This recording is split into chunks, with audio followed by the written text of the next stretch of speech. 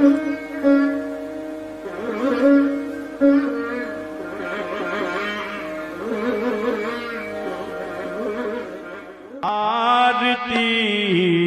पापियों को पाप से है तारती।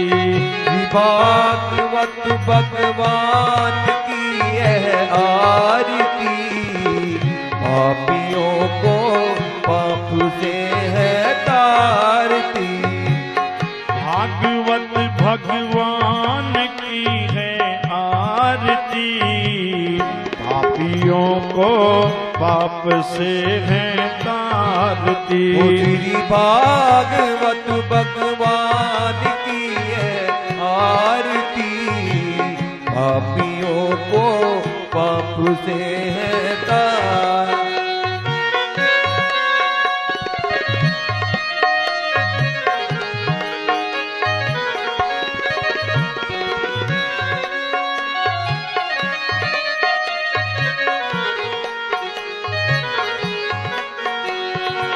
अमर ग्रंथ ये मुक्ति पंथ, ये पंचम वेद निराला, नव ज्योति जगाने वाला।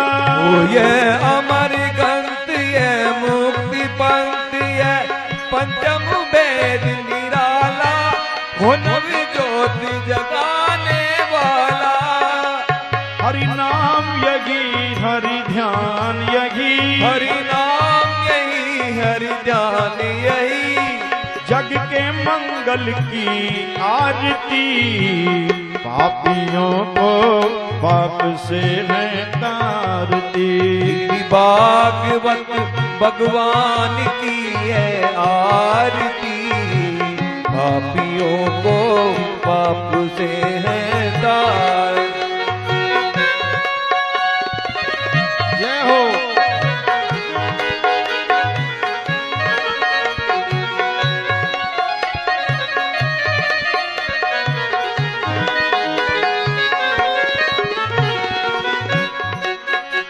ये शांति गीत पावन पुनीत, पापों को मिटाने वाला, हरि दरस कराने वाला। वो ये शांति गीत पावन पुनीत, पापों को मिटाने वाला, वो हरि दरस कराने वाला।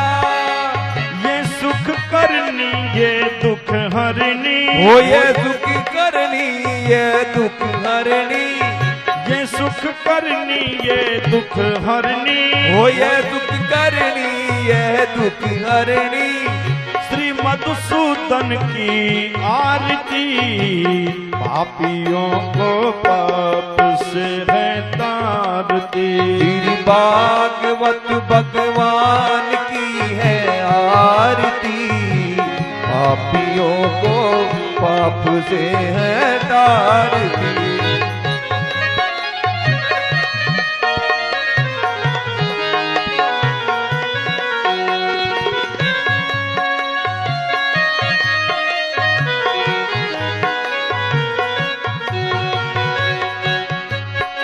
ये मधुर बोल भव पंथ खोल, सन्मार्ग बताने वाला, बिगड़ी को बनाने वाला।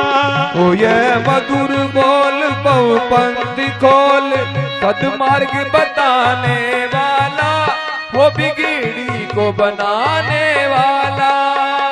श्री राम यही घनश्याम यही, वो श्री राम यही घनश्याम यही, श्री राम यही घनश्याम यही, श्री राम यही घनश्याम यही, यही प्रभु महिमा की आरती। पापियों को पाप से है तारती। भागवत भगवान की है आरती, पापियों को पाप से है तारती। भागवत भगवान की है आरती, पापियों को पाप से है तारती। पापियों को पाप से है तारती। तारती, पापियों को पाप से है तारती, पापियों को पाप से है तारती, पापियों को पाप से है तारती। ध्येयं सदा परिभवाग्नमभीष्टदोहम् तीर्थास्पदं शिवविरञ्चिनुतं भृत्यार्तिहं प्रणतपाल्लभवाब्धिपोतं वन्दे महापुरुषते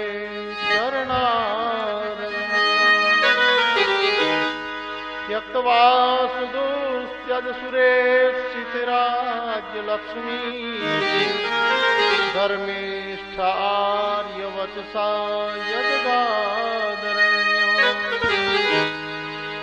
मायामृगं दयितयेप्सितमन्वधाव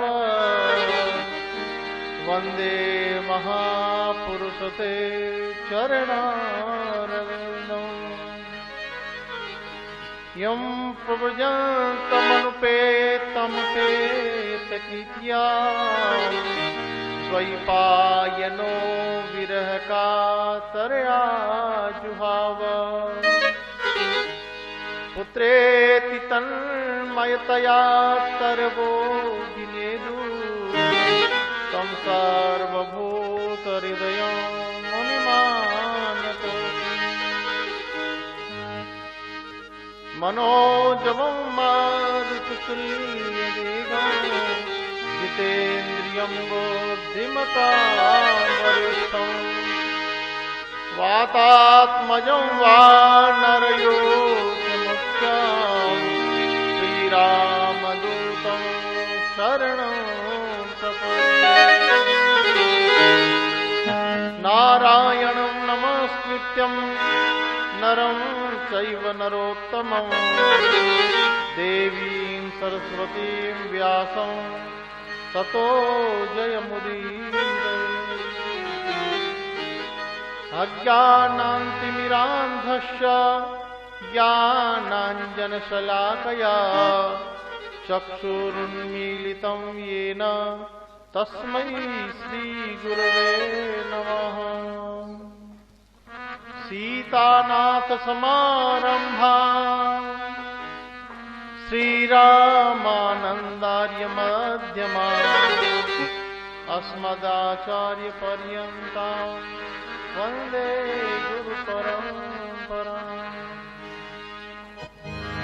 अज्ञानान्तिमिरान्धस्य ज्ञानाञ्जनशलाकया चक्षुरुन्मीलितं येन तस्मै श्रीगुरवे नमः अचिन्त्यव्यक्तरूपाय निर्गुणाय गुणात्मने समस्तजगदाधार मूर्तये ब्रह्मणे नमः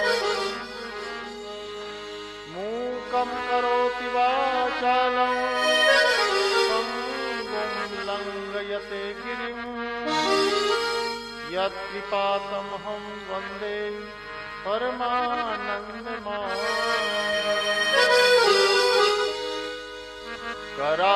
करारविन्दे न पदारविन्दं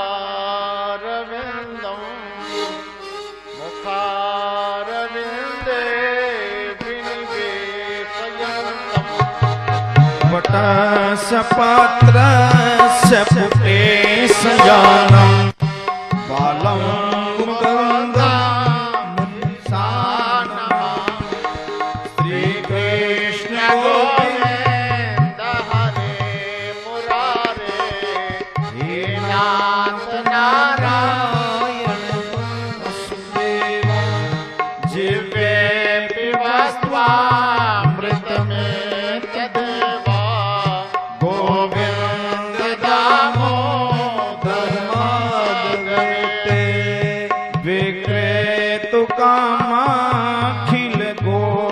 कन्या मुरारी पादार्पित चित्तवृत्ति दद्यादिकं मोह वश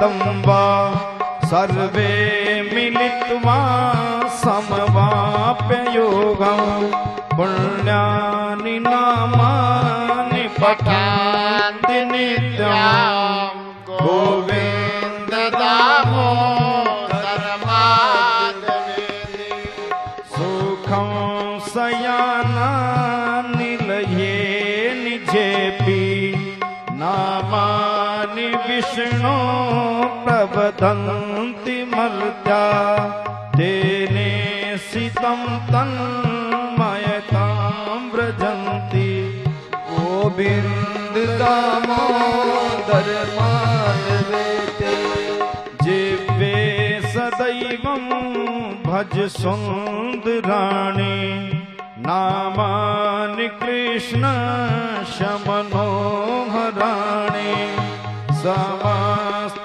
भक्तार्ति विनाशनानि गोविंद दामोदर माधवेति सुखावसाने इदमेव सारं दुःखावसाने इदमेव ज्ञेयं देहावसाने इदमेव जाप्यं गोविन्द दामोदर माधवेति जिह्वे रसज्ञे मधुरे प्रिया त्वं सत्यं गीतं त्वां परमं वदामि आवर्णये त्वं मधुराक्षराणि गोविन्द दामोदर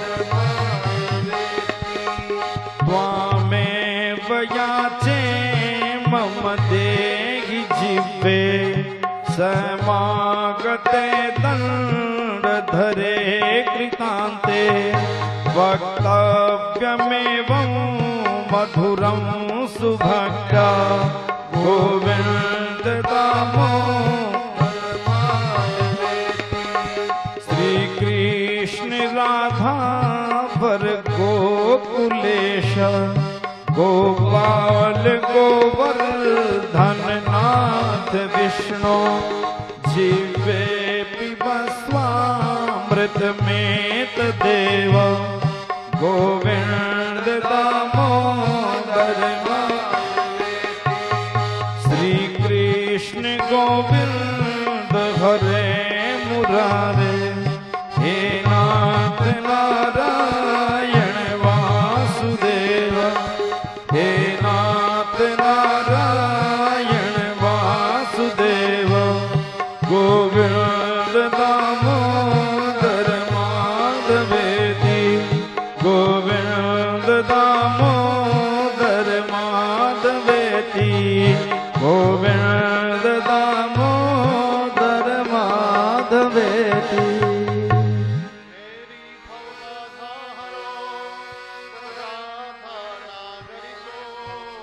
जातन की छाई परे श्याम हरित की राधा मेरी स्वामिनी मैं राधे जुगदास जन्म जन्म मोहि दीजिए श्री चरणन को राधा को नाम अनमोल बोलो राधे राधे को नाम अनमोल बोलो राधे राधे श्याम को नाम अनमोल बोलो राधे राधे राधे को नाम अनमोल बोलो राधे राधे राधा को नाम अनमोल बोलो राधे राधे श्याम को नाम अनमोल बोलो राधे राधे श्यामा को नाम अनमोल बोलो राधे राधे श्री राधे सभी ताली सेवा करें श्री राधे